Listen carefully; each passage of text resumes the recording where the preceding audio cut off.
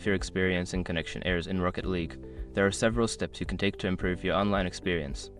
Follow this guide to troubleshoot and enhance your connection stability.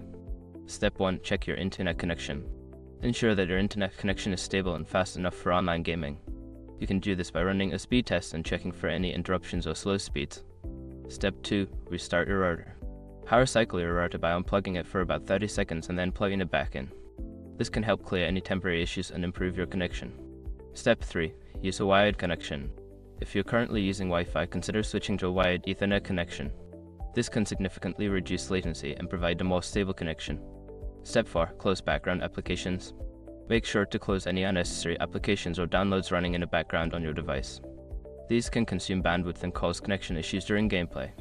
Step 5. Change DNS settings.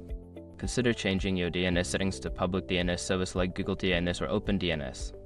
This can help improve connection speed and reliability when connecting to game servers. By following these steps, you should see an improvement in your connection stability while playing Rocket League. Enjoy your gaming experience.